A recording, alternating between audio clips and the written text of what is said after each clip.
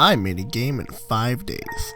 I'm Chris from Epitaph Games, and I challenge myself to finish a game in 1 week. Doesn't matter the genre or how fun it is, I just need to finish it. With that, I started work on my character.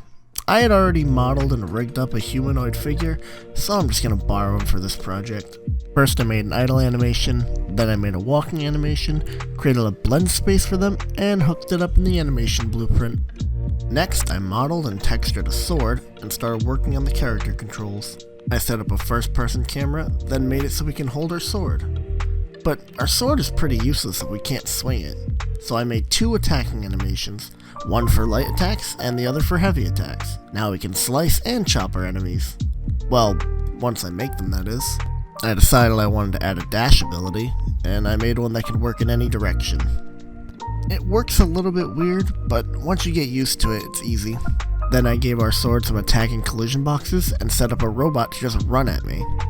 The first person camera bob is a little bit too much for me and a few others, so I decided to make the game third person instead. Not wanting to follow the conventional control schemes of old, I invented this never-before-seen system, which offers challenging yet rewarding combat with an endless skill ceiling. And then I fixed it. Next up is the player HUD, or more specifically the score counter. As you hit enemies, your score goes up, and when you defeat them, it goes up even more. Also, a little trick I learned. I take the player's score and multiply it by 10, because everybody likes bigger numbers. By this point, I already decided the game would be Egyptian themed and started working on an Egyptian-ish style arena. The very first thing I did was find free sand and brick textures online and start painting the landscape, filling slopes and random patches with bricks. Then I started messing with the sky and built the outer walls of the arena.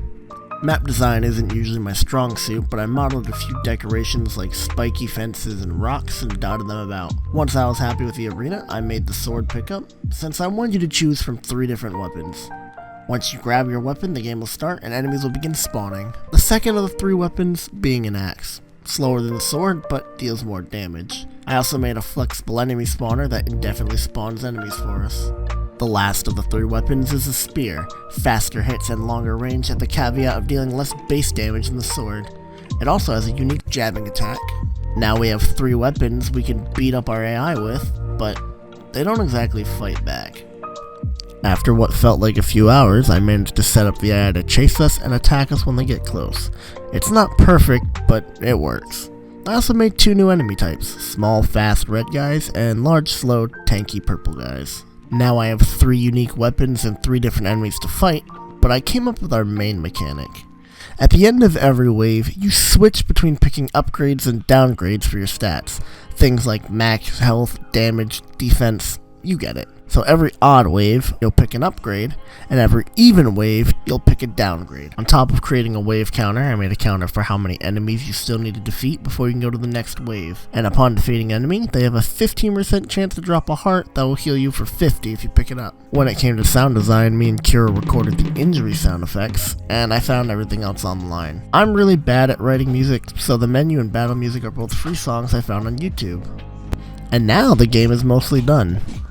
I spent the next 2 days working on the settings, polishing a bit, and adding a little bit more content. And that's it. Here's how the game plays. I started work on Sunday the 25th, and it is now Thursday the 30th.